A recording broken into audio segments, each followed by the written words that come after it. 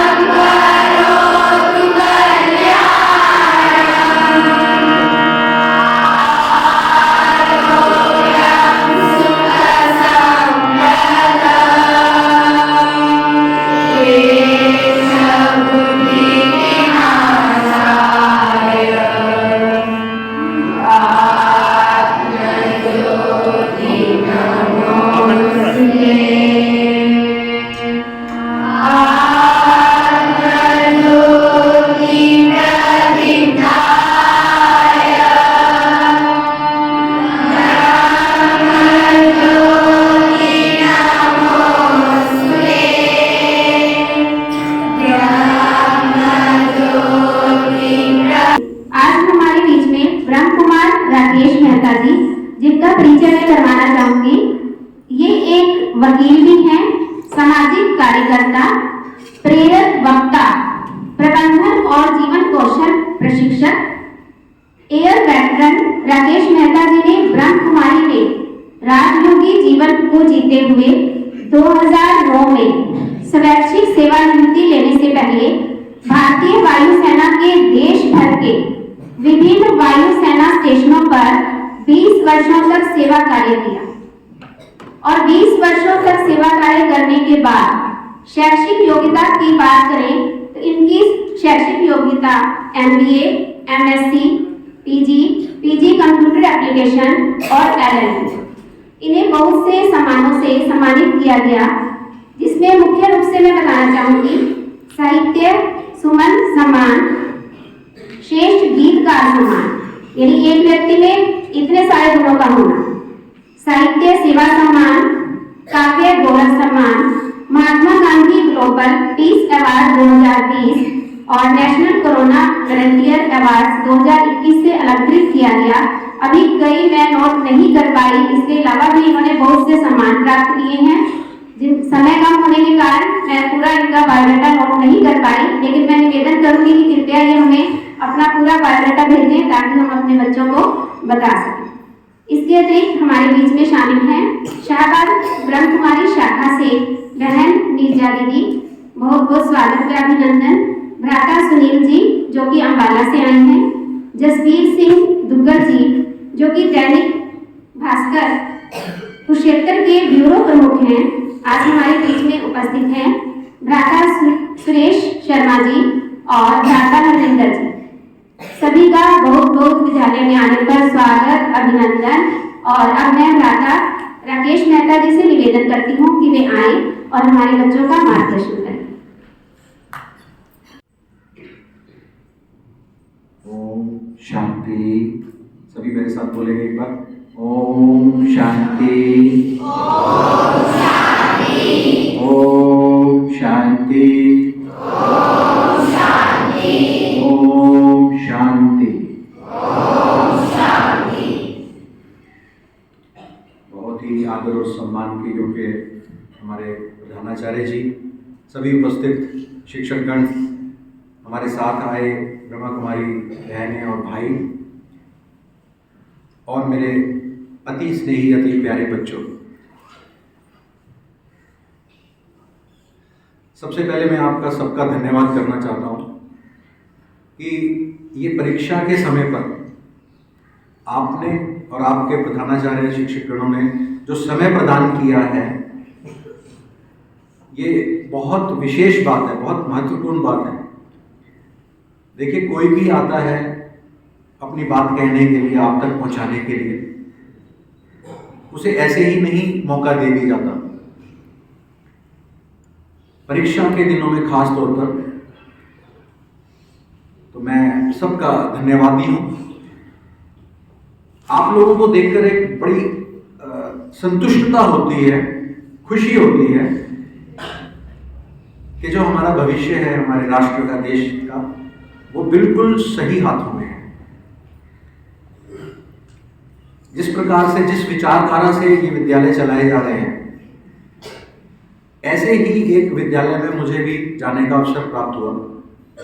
और जैसे कि हमारी संस्कृति रही है, सनातन संस्कृति में किसी ना किसी संत, महात्मा, महापुरुष को बुलाया जाता है और वो कुछ बातें बता के जाते हैं।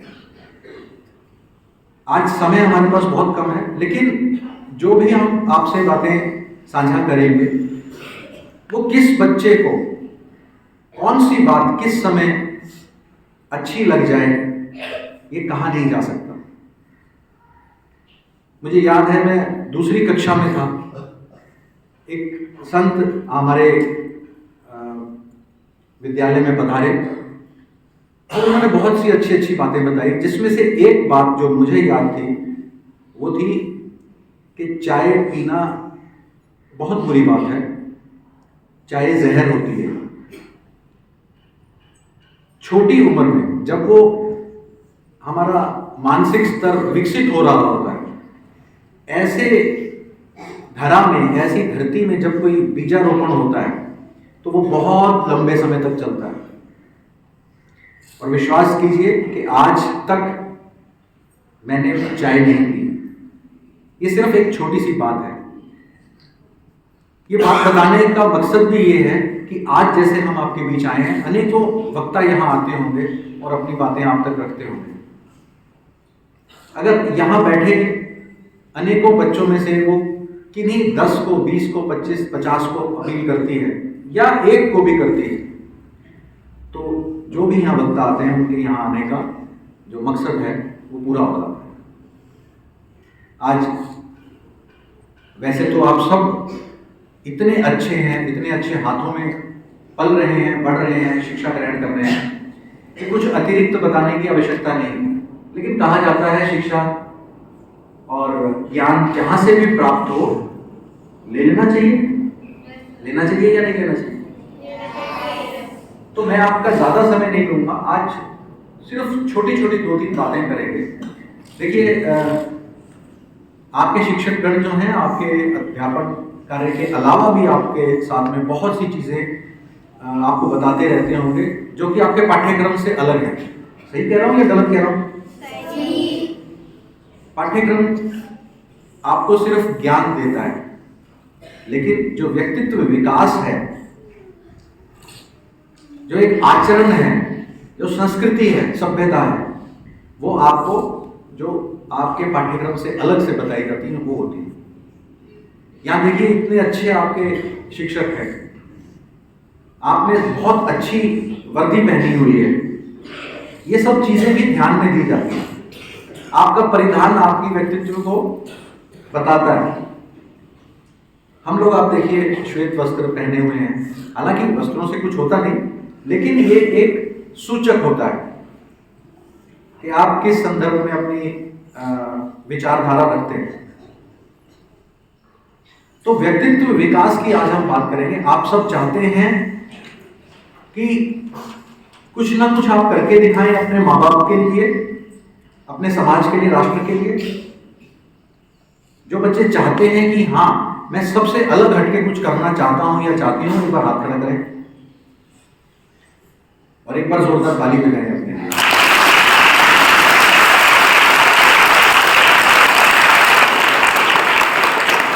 हाथ खड़ा करना, हाथ खड़ा करके अपनी सहमति देना, ये इस बात को दर्शाता है कि आपने जो वरदान जो शुभकामनाएं यहाँ से प्रेषित की जानी थी वो आप तक पहुंची। और मुझे पूरा विश्वास है यहाँ से निकला एक एक बच्चा देश के लिए बहुत कुछ करने वाला है। केवल अपनी एक नौकरी के लिए नहीं, सब चाहते हैं नौकरी करना, पैसा कमाना, सब चाहते हैं ना, लेकिन शिक्षा को नौकरी के साथ जोड़ना उचित नहीं है। ये बात हमेशा याद रखना कि मुझे शिक्षा ग्रहण करनी है, ये शिक्षा लेने के बाद मैं ये नौकरी करूंगा, ये मेरे विचारों में अच्छा नहीं है। इसके अलावा आप और कुछ सोचिए। सबसे पहले आप अपने अंदर छिपे हुए गुणों को, विशेषताओं को, जिन्हें अंग्रेजी में हम बोलते हैं स्किल्स, स्किल वर्ड सुना? जो गुण और विशेषताएं आपके अंदर छुपी हुई हैं उनको आप चेक कीजिए। आजकल आप देखते होंगे टीवी में बहुत सारे शोज आते हैं जिसमें बच्चे अपना जो हुनर है वो सामने लेके आते हैं, लेकिन जब तक आप बताएंगे नहीं तो कैसे पता चलेगा कि आपके अंदर गायन कला है, वादन कला है, नृत्य कला है या कोई दूसरी चित्रकला कला है। तो आपको पहले अपनी जांच करनी होगी और उसके बाद वो अपने शिक्षकों को, अपने अभिभावकों को, अपने माँ बाप को बतानी होगी और उसके लिए फिर आपको सहयोग मिलेगा। तो व्यक्तित्व एक पढ़ाई लिखाई करके एक अच्छी नौकरी लेना नहीं है। पढ़ाई करके अच्छी नौकरी करते हुए समाज में अपना योगदान देना, राष्ट्र हित के लिए अपना योगदान देना, ये बहुत अनिवार्य है। आप देखिए, वो जो शिक्षा मुझे बचपन में मिली उसने मुझे प्रेरित किया राष्ट्रभक्ति की ओर, और वायुसेना में जाने के लिए मैं तैयार हो गया। वायुसेना से परिचित हैं आप? आपने जहाज देखे होंगे, यहां से भी उड़ते हैं ऊपर से। इंडियन एयरफोर्स बोलते हैं उसको, हमारी भारतीय वायुसेना। इसी प्रकार से हमारी थल सेना है और नौसेना है, नेवी बोलते हैं, और आर्मी। ये बात इसीलिए बता रहा हूं क्योंकि जैसी जैसी शिक्षा आप ग्रहण करते जाएंगे, जैसे आप अपने वायुमंडल से ग्रहण करते जाएंगे, वैसी वैसी आपको चीजें आपके दरमियान आती जाएंगी, और जो प्रकृति है वो भी आपको, कुदरत है जिसे कहते हैं, वो आपको वैसा ही बनाएगी। तो अपने अंदर पहले जांच कीजिए कि मुझे चाहिए क्या, मेरा लक्ष्य क्या है जीवन में। मैं बहुत छोटा था जब मुझे बोलना भी नहीं आता था और मुझे पता भी नहीं था कि ये जो ऊपर से जाते हैं ये क्या चीज है। तो मुझसे कोई पूछता था तुम क्या बनोगे, तो मैं बोलता था पायलट बनूंगा। और ये वहां रुका नहीं। ध्यान देना बच्चों कि हम अपने उद्देश्य तो काफी रख लेते हैं, जीवन के लक्ष्य बना भी लेते हैं, लेकिन रुक जाते हैं। आप में से बहुत अच्छे बच्चे होंगे जो खिलाड़ी बनना चाहते हैं, कोई फुटबॉल है या क्रिकेट है, जो भी गेम्स हैं आजकल। और सबसे अच्छा तो आजकल मैंने देखा, मैं पिछली बार जब आपसे मिलने आया था तो बहुत अच्छा आपने योगा अभ्यास करके दिखाया था। एक बहुत अच्छा योगा का समूह बनाया हुआ है आपको दुनिया। तो जिसमें भी आप आगे जाना चाहते हैं उसको छोड़ना नहीं है, चाहे वो कोई भी प्रोफेशन क्यों ना हो, चाहे डॉक्टर हो, इंजीनियर हो, उसको आगे आपको परसू करते रहना, उसके पीछे लग जाना। तो जो मैं आपको उसका तरीका है, एक विधि है, वो क्या है कि जो आपने सोच लिया, अब मैं आपके हाथ खड़े कराता हूं, उससे पता चल जाएगा। डॉक्टर कौन कौन बनना चाहते हैं? ओके। Engineer, okay.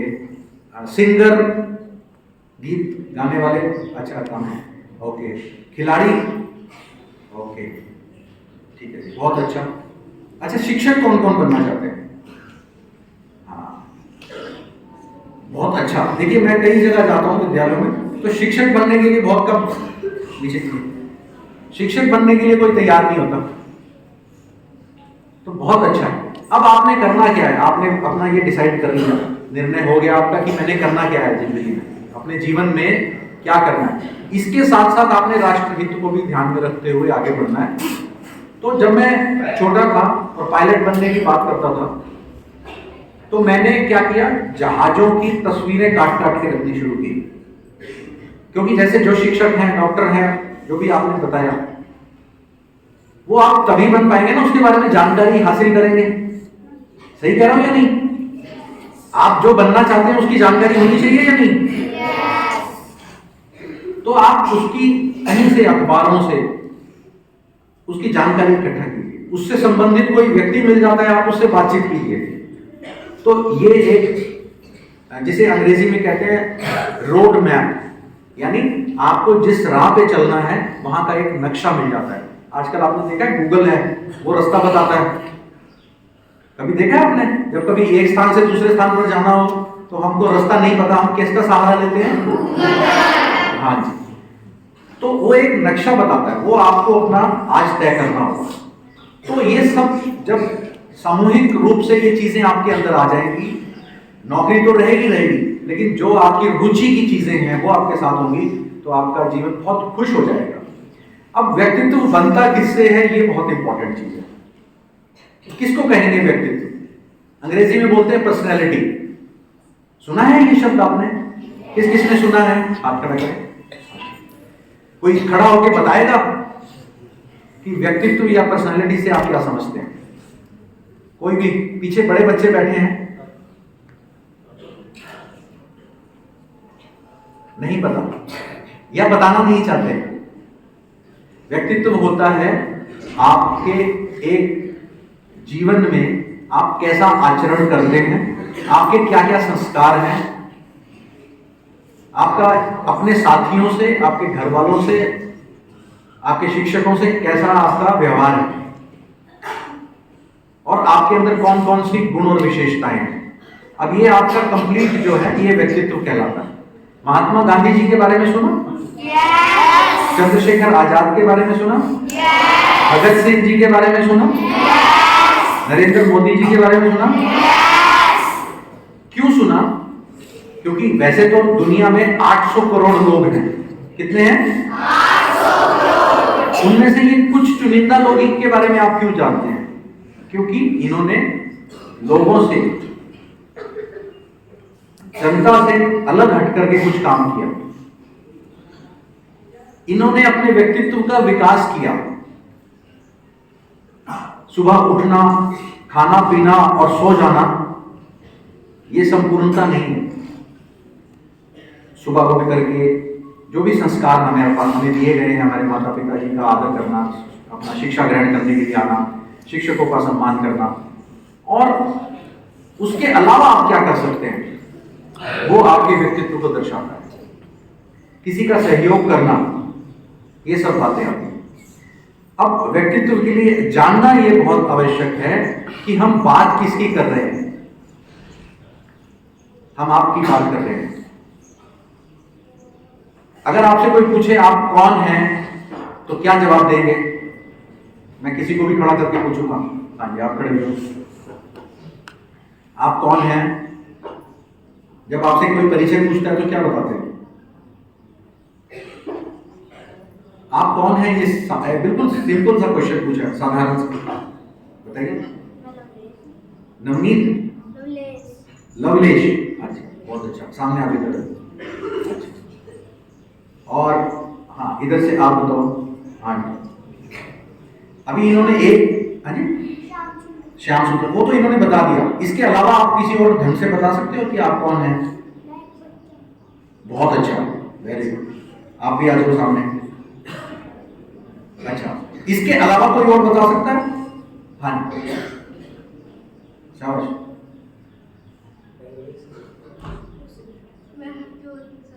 हाँ नहीं, इन्होंने तो बताया ना, नाम बताया, लवलेश बताया, और उसने बताया कि मैं एक बच्चा हूं। इसके अलावा? हाँ जी 10 साल का बच्चा, उसमें थोड़ा सा आपने उसकी अतिशयोक्ति लगाकर बताया। शाबाश। इसके अलावा? हाँ जी विद्यार्थी हूँ, बहुत अच्छा, आप भी आ जाओ सामने। अच्छा, और बताइए, और कोई? अच्छा, हमारी ये बैठी हैं बेटियां, इनमें से? अच्छा अच्छा, ये क्यों नीचे क्यों होगी गर्दन एकदम से सभी की? ये मेरे को शक्ल ना दिखाई दे रही। हाँ, कोई दिक्कत आए, चलो आप बताओ। हाँ, बीच में आपको दो हाथ को इससे अलग बताना है। हाँ, दोनों खड़े हुए तो दोनों बताओ। थोड़ा सा ऊंचा, नाम नहीं बोलना और बच्चा नहीं बोलना और विद्यार्थी भी नहीं बोलना, इसके अलावा कुछ। हाँ, आप सोच लो उतनी देर में बताओ। मतलब वो तो बच्चा लड़का, अच्छा हाँ चलो ये भी मान लेते हैं। आ जाओ। हाँ जी, जल्दी जल्दी बेटा। देखिए ये साधारण, आपसे कोई पूछता है आप कौन है, आप अपने माँ बाप का नाम भी तो बता सकते हैं ना कि मैं उनका बच्चा हूं। अपनी माता का नाम बता सकते हैं, या अपने भाई बहन का बोल सकते हैं कि मैं उसका भाई हूं, या ये भी कह सकते हैं कि मैं शाहबाद का रहने वाला हूं, है ना। हाँ, ये भी बता सकते हैं कि मैं चौथी कक्षा की विद्यार्थी हूँ। ये ठीक है, इस तरीके से आपकी बहुत सारी पहचान है। लेकिन फिर भी बैठे, आप बैठे, फिर भी क्या इतना बताना काफी है? और कौन है आप?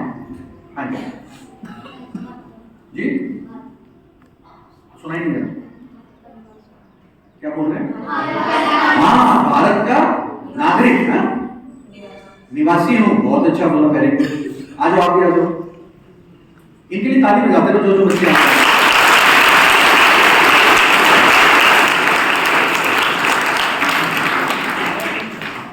अच्छा, इसके अलावा और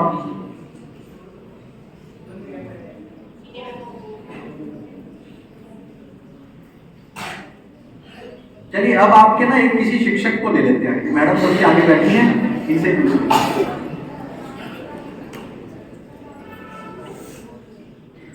बताइए आप कौन है? नीलम जी हैं, अच्छा अच्छा। जैसे इन्होंने बोला नीलम जी हैं, तो नीलम तो कई होंगे। ओके, हाँ जी, हाँ जी, गांव का नाम बता दिया। आपके गांव में भी बहुत लोग रहते होंगे, शायद गांव में भी 2-3 लोग होंगे। मैं समझ नहीं पा रहा इनको कि कौन है। और अच्छा, इन सब से ऊपर कुछ हैं आप? शिक्षक हैं, हाँ जी। और अरे आप सबसे पहले क्या हैं? सबसे पहले क्या हैं? थोड़ा सा एक आवाज में बोलिए। ये पहले क्यों नहीं याद आया? बैठे। आज यही बात अगर किसी बड़े से पूछी जाए कि आप कौन हैं, तो वो अपना प्रोफेशन बताता है, यानी अपना पद बताता है, अपना व्यवसाय बताता है, लेकिन उसको अपनी असली पहचान है ही नहीं। जब कोई पैदा होता है बच्चा, तब वो विद्यार्थी था, तब वो चौथी क्लास या 5वीं क्लास में था, तब वो भारतीय था नहीं ना। भारतीय तो हो सकता है जिस देश में पैदा हुआ, लेकिन इससे पहले इंसान एक मनुष्य ने जन्म दिया उसको, तो सबसे पहले तो मनुष्य है ना, इंसान है ना। इस बात को हम भूले हुए हैं, इसको स्वीकार कीजिए। भूले हुए हैं ना हम सब, इसीलिए हम इंसानियत से दूर होते जा रहे हैं। हम बार बार ये बोलते हैं मैं डॉक्टर हूं, मैं इंजीनियर हूं, मैं बिजनेसमैन हूं। ये चीज यहीं से सीखनी होगी कि इससे पहले जब मैं पैदा हुआ तो मैं एक इंसान था, और ये जो मनुष्य का जीवन मुझे मिला है, इसमें भी और आगे विस्तृत रूप से जानने के लिए कि ये जो बच्चे आपके सामने खड़े हैं, ये मनुष्य ही नहीं है।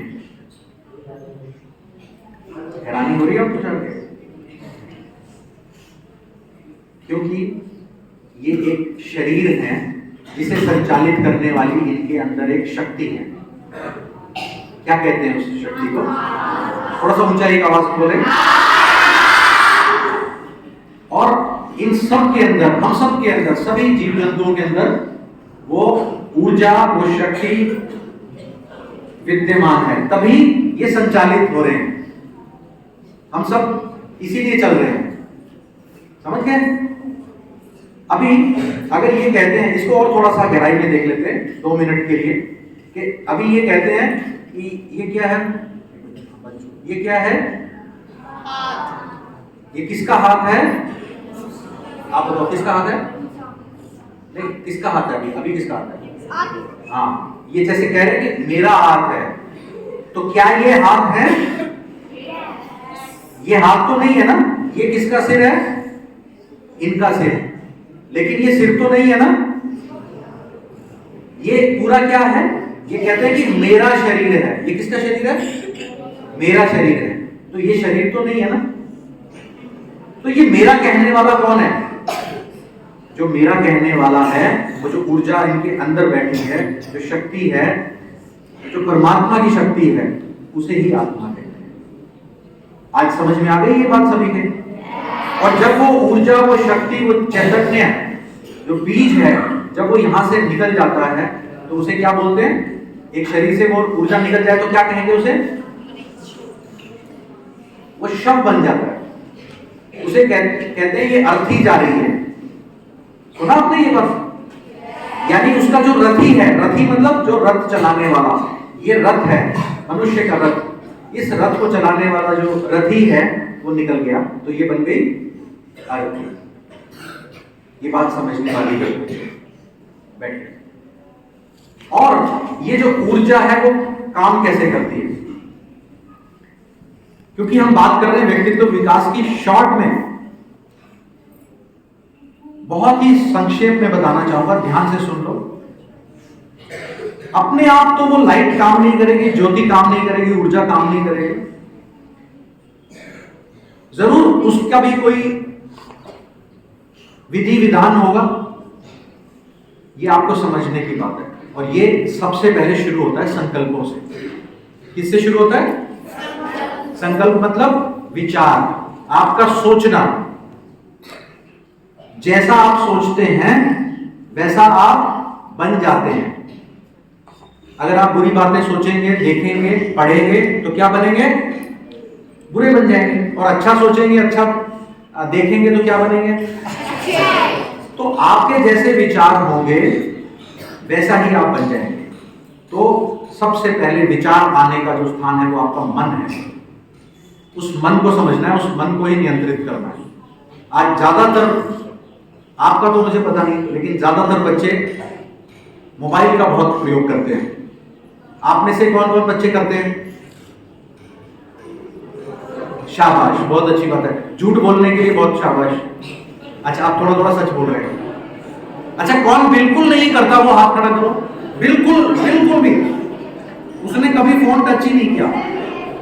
अच्छा, बहुत बहुत ताली बजाओ इन बच्चों को। तो सबसे पहले आपके विचार आपके कहां आते हैं? मन में आते हैं। अंग्रेजी में मन को बोलते हैं माइंड। सभी याद रखेंगे, माइंड। कहते हैं ना माइंडफुल, माइंडलेस, माइंड खराब हो गया तो यानी उसका मन खराब हो गया। ठीक है। दूसरी बात है सही और गलत का फैसला करने वाला। वो कौन होता है? आप जो आत्मा है उसके अंदर बुद्धि है, वो सही और गलत का फैसला करती है। और जैसे आपके विचार होते हैं, सही हो या गलत हो, वैसे ही फिर आपके संस्कार भी बन जाते हैं। और इन्हीं तीनों चीजों का मिश्रण जो बन जाता है वो है आपका एक संपूर्ण व्यक्तित्व। एक चोर के बारे में आप क्या सोचेंगे? चोर क्या सोचता होगा? क्या प्लानिंग करता होगा? बताइए। चोर, आपने आजकल देखा होगा, कभी कोई टीवी देखते हैं आप बच्चे? तो टीवी में चोर है या कोई भी क्राइम करने वाला, अपराध करने वाला है, वो किस बारे में सोचता है? कि मैं किस तरीके से किसी को लूट लूं, उसको मार दूं, ये करते हैं। तो जैसा वो सोचता है तो बुद्धि उसको बोलती है ऐसा मत कर, लेकिन वो उसकी बात नहीं सुनता और वो करने लग जाता है। और जब वो ऐसा करता रहता है बार बार, ऐसा करने से उसके वैसे संस्कार बन जाते हैं। जैसे आप इस विद्यालय में पढ़ते हैं, यहाँ आपको बहुत सी अच्छी बातें बताई जाती हैं, अच्छे अच्छे संस्कार दिए जाते हैं, उसके कारण से आप दूसरे बच्चों से अलग हैं। आप में को महसूस होता है ऐसा कि आप बाकी बच्चों से अलग हैं? तो 3 चीजें याद रखनी है। आपका व्यक्तित्व बनाने वाली 3 बातें हैं। पहले तो आपके विचार कैसे हैं, मन जो सोचता है, मन को कंट्रोल कैसे किया जा सकता है। आप व्यर्थ से बचे रहें। और व्यर्थ सबसे ज्यादा कहाँ मिलता है आपको? सबसे ज्यादा फोन में, और उसके बाद टीवी में, जो भी टीवी सीरियल्स देखते हैं या मूवीज में, उनसे बचना है। ठीक है। और दूसरा बुद्धि को तीक्ष्ण बनाने के लिए क्या करना है? परमात्मा की याद में रहना है, भगवान को याद करना है, अपने शिक्षकों का पूजन करना है। ये पूजनीय है शिक्षक, माता पिता के साथ साथ, क्योंकि जैसा आप उनके साथ व्यवहार करेंगे वैसी ही शिक्षा आपको मिलेगी और वैसे ही आप बन जाएंगे। और जैसा आप ये अपना कर्म करते रहेंगे बार बार, वैसे आपके संस्कार बन जाएंगे। और इन तीनों को मिला के आपका एक संपूर्ण व्यक्तित्व बनेगा। ठीक है बच्चों, आपको कोई प्रश्न पूछना है? कोई भी प्रश्न पूछ सकते हैं किसी भी बारे में, क्योंकि मेरा समय अभी समाप्त है। और अभी ये जो हमने बात की है मन बुद्धि संस्कार की, इसी को थोड़ा सा साइलेंस में ले जाके इसकी एक विधि बताई जाएगी, जिसे कहते हैं ध्यान करना। उस परमात्मा का, उस परम शक्ति का ध्यान करना जिससे आज हम यहाँ पे विद्यमान हैं। उसे राजयोग का अभ्यास भी कहते हैं। करना चाहेंगे 2 मिनट के लिए? इससे आपको पढ़ाई में बहुत फायदा होगा। आप व्यर्थ से बचे रहेंगे। बहुत अच्छा, आप जो 5-5 घंटे लगाकर याद नहीं कर सकते, वो आपका आधे घंटे में याद हो जाएगा। चाहते हैं ऐसा आप? तो मैं आज हमारे बीच में आदरणीय नीजा दीदी जी हैं, जो कि राजयोगा की विशेषज्ञ हैं। वो यही शिक्षा देती हैं कि कैसे अपने आप का मन को नियंत्रित करके उसको एक अच्छे मार्ग पर ले जाया जा सके। तो आमंत्रित करना चाहूंगा नीजा दीदी को, और आप सबका बहुत बहुत दिल की गहराइयों से धन्यवाद।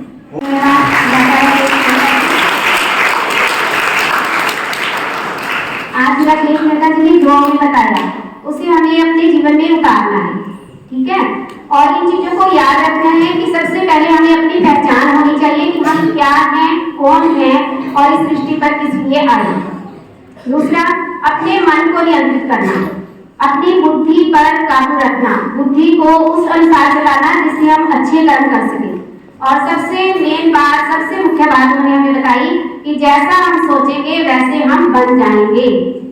ये आज अभी आपकी परीक्षाएं शुरू होने वाली है। अगर आप मन में ये विचार रखोगे मैं तो फेल हो जाऊंगा, मैं तो फेल हो जाऊंगा, तो आप फेल हो जाएंगे, चाहे आप जितना मर्जी अच्छा करें। और अगर कोई आपका पेपर अच्छा नहीं भी किया और आप सोचते हैं कि मैं तो पास हो के रहूंगा, मैं पास हो जाऊंगी, मैं पास हो जाऊंगा, तो आपको कोई फेल कर ही नहीं सकता। ठीक है। प्रकृति भी आपकी सहायता करेगी। जैसा आप सोचोगे वैसे आप क्या होगा, बन जाओगे। अभी हमारे बीच में स्थानीय ब्रह्म कुमारी संस्था की तरफ से नीजा दीदी जी हैं, वो हमें 10 मिनट का ध्यान करवाएंगी। और ध्यान होता क्या है, हम अपने विद्यालय में रोज ध्यान करते हैं। कक्षा शुरू करने से भी पहले हम ध्यान करते हैं, ओम के उच्चारण से खत्म करते हैं। लेकिन ध्यान होता क्या है कि किसी भी एक विषय की धारणा करके उसमें मन को एकाग्र करना। कोई एक विषय सोचना, कोई एक लक्ष्य सोचना और उसमें मन को एकाग्र करना, जिससे हमें क्या मिलेगा, मानसिक शांति, एकाग्रता, दृढ़ मनोबल और मन पर काबू पा सकेंगे और अपने उद्देश्यों में सफल हो सकेंगे। ध्यान का प्रयोग हमारे भारत में प्राचीन काल से किया जा रहा है। विकारों का शमन होता है इससे और सकारात्मक स्थितियों का निर्माण होता है। इससे हम अपने काम, क्रोध, लोभ, मोह, अहंकार सब पर काबू पा सकते हैं और इससे हमारी मन, बुद्धि सब दृढ़ होती है। तो मैं आमंत्रित करूंगी बहन नीजा दीदी को कि वे कृपया आए और हमारे बच्चों को ध्यान से। ओम शांति। आज आपको बहुत अच्छी बातें सुनने को मिला कि किस प्रकार केवल एक पॉजिटिव विचार आपकी मन पे कितना असर डालते हैं। इस शरीर को जो चलाने वाली शक्ति आत्मा है, जिस सत्यता के बारे में हमारे राकेश भाई जी ने आपको बताया, क्योंकि आज तक हम अपने वास्तविक परिचय को ही नहीं जानते थे। बहुत छोटी एक्टिविटी करके आप सबको ये रियलाइज कराया कि वास्तव में हम सब हैं कौन। जो इस संसार में आके हमने डिग्रीज प्राप्त की, अभी आप छोटे बच्चे हैं, स्टूडेंट हैं, पढ़ाई पढ़ रहे हैं, लेकिन सभी का अपना अपना एक लक्ष्य होता है कि हमें बड़े होकर क्या बनना है। और जैसा कि आपको बताया कि जो हम सोचते हैं वो हम अवश्य बन जाते हैं, लेकिन केवल मात्र संकल्प करने से हम नहीं बन जाते हैं। उसके लिए क्या करना पड़ता है? मेहनत करनी पड़ती है। आप सभी स्कूल में आते हैं, पढ़ाई पढ़ते हैं और आप सभी चाहते हैं कि पढ़ाई में हमारे अच्छे नंबर आए। जब हम पास हों तो अच्छे नंबर से पास हों, अच्छे पोजीशन को हम प्राप्त करें। पढ़ाई तो सभी बच्चे करते हैं, लेकिन सबसे बड़ी प्रॉब्लम क्या है कि हमारा मन एकाग्र नहीं हो पाता है। हम जितना मर्जी पढ़ाई पे ध्यान रखते हैं, लेकिन फिर भी मन कंसंट्रेट नहीं हो पाता है। अगर हमारा मन एकाग्र हो जाए तो हम अवश्य एग्जाम्स में अच्छे नंबर ले सकते हैं। और मन को एकाग्र करने का बहुत ही सरल तरीका है मेडिटेशन, जिसको राजयोग कहते हैं। जब आप स्कूल में आते हैं तो सबसे पहले आपकी दिनचर्या की शुरुआत किससे करवाते हैं? प्रेयर से। क्यों प्रेयर करवाते हैं जानते हैं आप सभी? बताइए।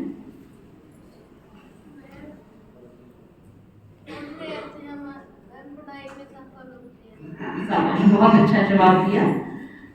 कहीं ना कहीं हमारी अंतरात्मा ये स्वीकार करती है कि भगवान की मदद से हमारी आत्मा को, हमारी बुद्धि को शक्ति प्राप्त होता है। इसलिए जब आप प्रेयर करते हैं तो परमात्मा के आगे, भगवान के आगे अपने मन और बुद्धि को समर्पित करते हैं और उनसे ऐसी शक्ति मांगते हैं जिससे हम अच्छी तरह से पढ़ाई कर सके, हमारा मन एकाग्र हो सके और जिस ऊंचे लक्ष्य को लेकर हम पढ़ाई पढ़ने आए हैं उसमें सफलता अवश्य प्राप्त करें। अब मन को एकाग्र कैसे करें? कई बार आपने देखा होगा जब आप पढ़ाई में बैठते हैं पढ़ने के लिए तो उस समय किताब आपके सामने है। एग्जामिनेशन हॉल तक में भी हमने देखा है, बैठे एग्जाम देने हैं, लेकिन हमारी बुद्धि क्या करती है? एक सेकंड में सारे इधर उधर कोई खेल का या कोई टीवी सीरियल देखा होगा या कोई दोस्त की बात होगी, वो मन में याद आने लगती है। होता है ऐसा आप सबका? मन में लग जाता है। टीचर ब्लैक बोर्ड पे आपको पढ़ा रहे हैं, आपकी आंखें भी खुली हुई हैं, गर्दन भी टीचर को देख रही है बिल्कुल सामने, लेकिन मन क्या कर रहा है कि अब बस बेल बजने वाली है, छुट्टी होने वाली है, छुट्टी होने के बाद हम घर जाएंगे और घर जाके हम ये काम करेंगे। आज खेलने जाना है, आज पार्टी में जाना है, आज तो हमने घूमने जाना है, जो भी आगे की प्लानिंग्स है। और बैठे कहाँ पे हैं? क्लासरूम में। किसके सामने बैठे हैं? टीचर के सामने। क्या कर रहे थे? पढ़ाई कर रहे थे, लेकिन शरीर बैठा था, आंखें भी खुली थी, लेकिन बुद्धि कहाँ था?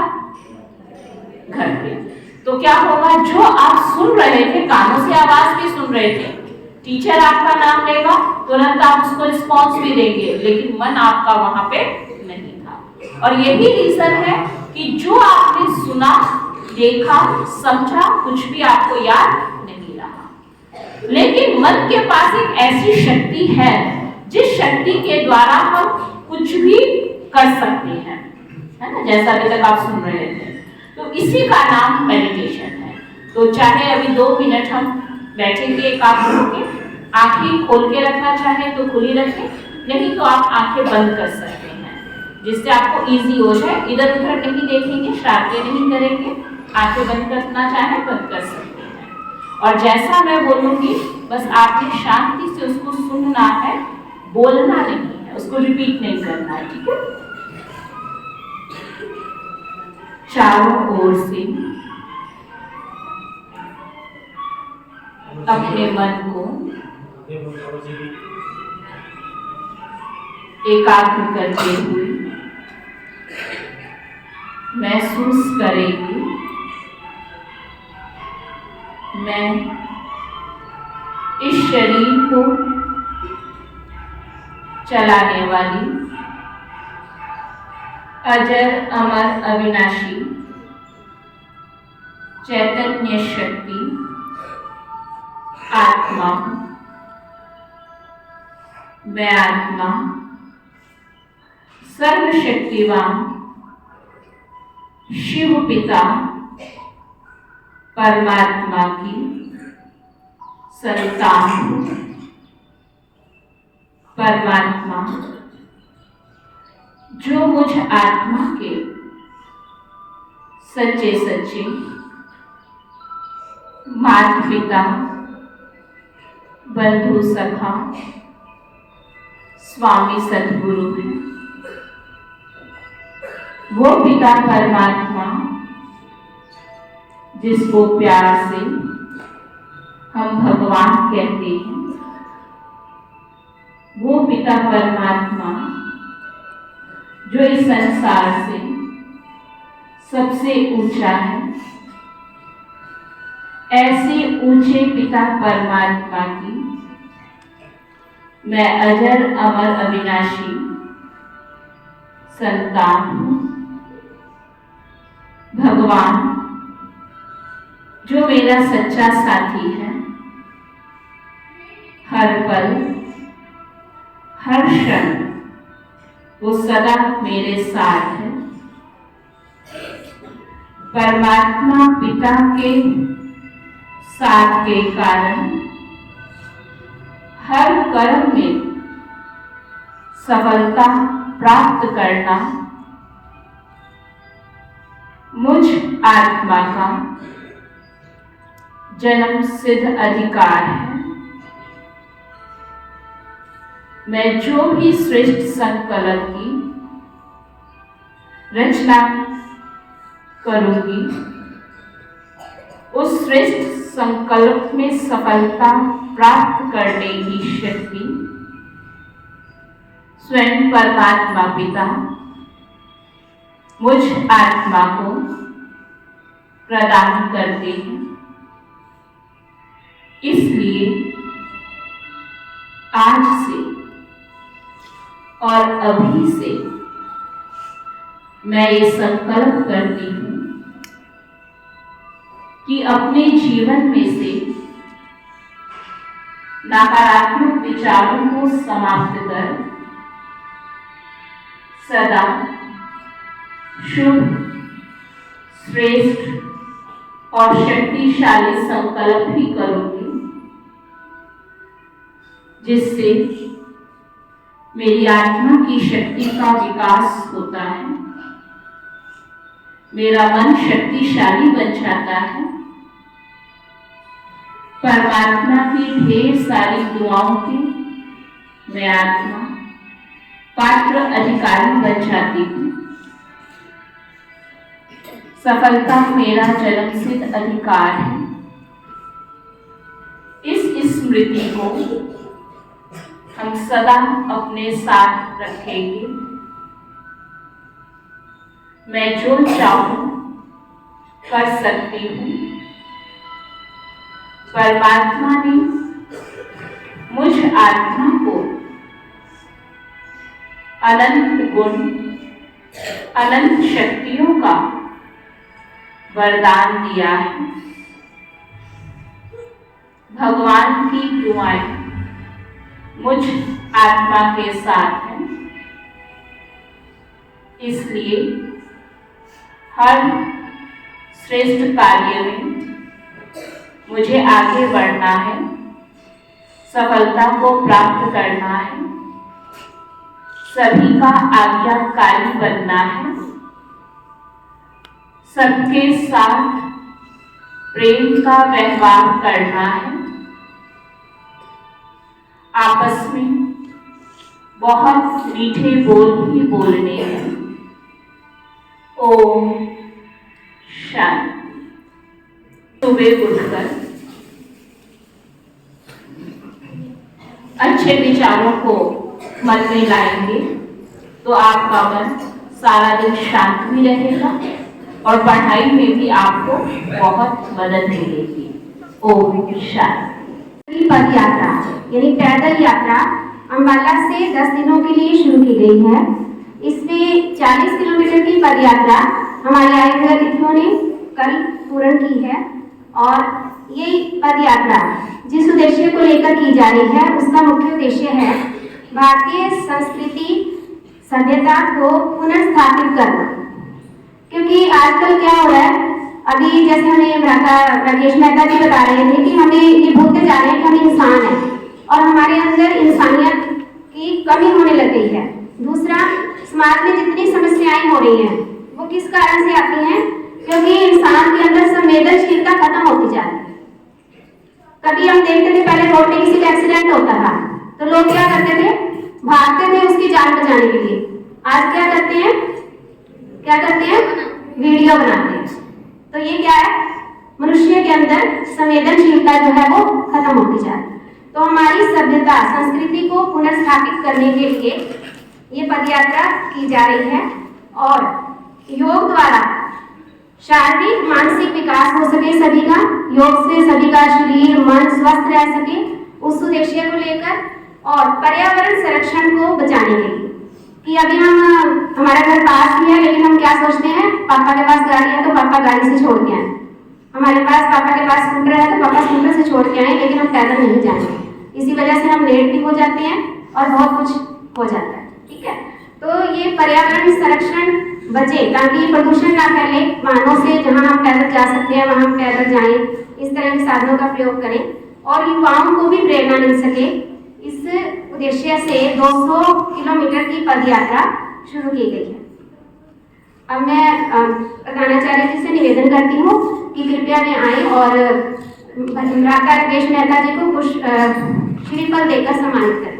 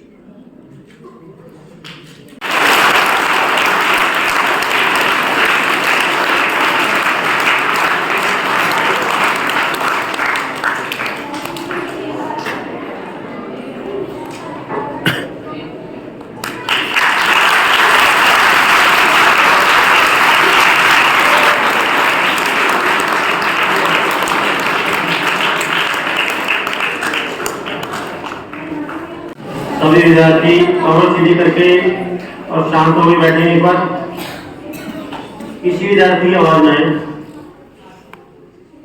प्रिय विद्यार्थियों, अपना ये देश है, संतों की महापुरुषों की भूमि रही है।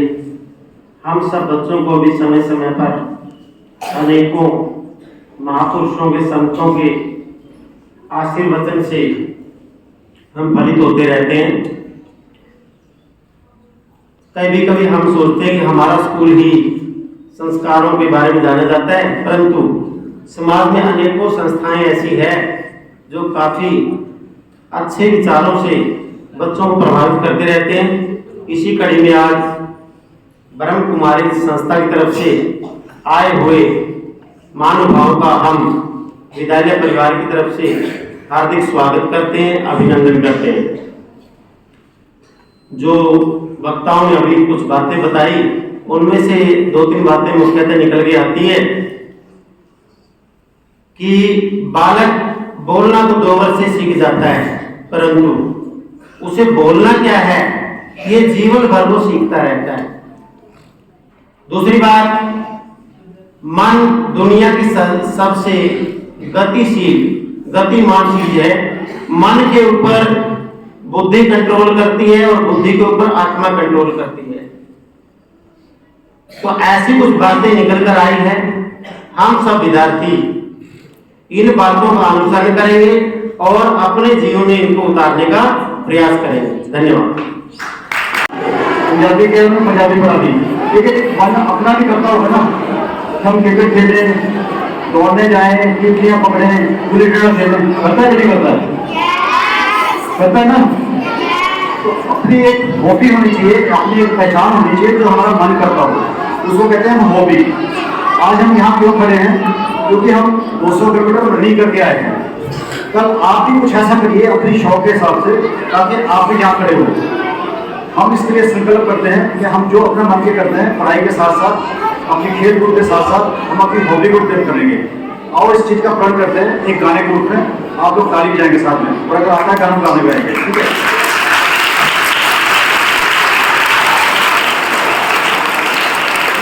गाने के साथ अगर कोई मेरे से पूछा तो मैं कौन हूँ, जैसे आपसे पूछा कोई विद्यार्थी है, कोई टीचर है, कोई वो है, तो मेरे से पूछा और आपसे पूछे तो आप ये कह सकते हो, तो हम कनेक्ट कर सकते हैं।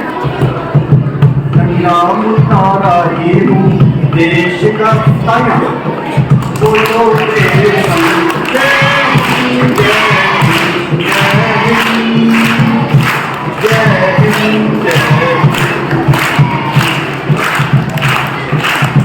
नाम तारा ही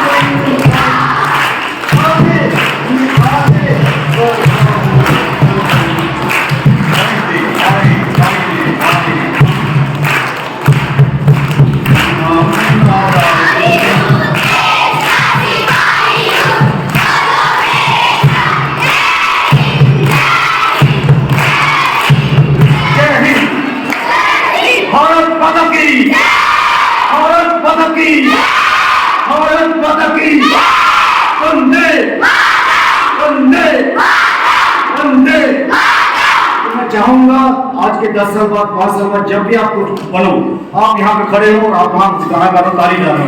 आप बनोगे सब लोग?